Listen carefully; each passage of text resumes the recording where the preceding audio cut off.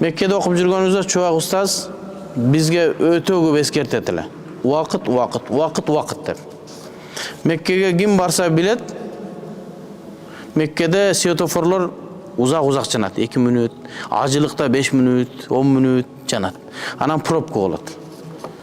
Атайын бир китепти Чубак устаз машинасына салып койчу.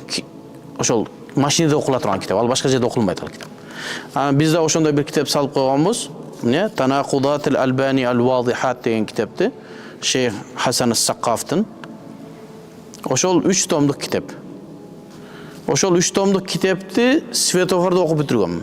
Аллаху акбар. Светофор токтогондо алып окуйбуз. Светофордо жүргөндө кайра жаап койсун. Убакыттан пайдалануу. Ал китепти мүмкүн башка жакта окулбайт. Ошо светофордо окулуп бүтүргөн ошо 3 том китеп.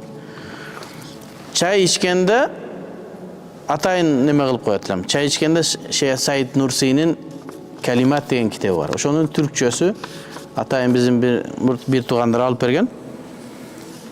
Түркчөсүн дагы бир аз окуп үйрөнөйүн деп. Ал Меккеде жүргөндө чай ичкен столдун жанында турчу. Келинчегим чайга келгиле дегенде дароо келет элем дагы. Ошол чайды алып келип, антип коюп, куйгучаңды Калиматтан бир бет окуйт элем. Ал чай ичкенде окула турган китеп. Башка убакытта окулунбайт.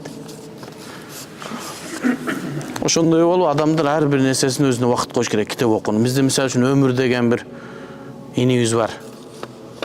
Басып жүрүп китеп окуйт. Кулагында доктор Салахтын эмеси жаңгырып турат. Үйүнө барсаң телевизорунда окуганда китеби жүздөгөн китептерди окуп чыккан. Бүгүн да бир китепти сүйлөштүк. Madkhal Fiqh Hanafi'nin usuluna girүүнүн madkhalı var. Ad-Dirasat деген китеп. Ошону 5 жолу окуп чыктым дейт. Мен 2 жолу окугаманчы. Ал 5 жолу окуп чыктым дейт. Адамдар өзлөрүнүн убактыларына эмне көңүл буруусу керек.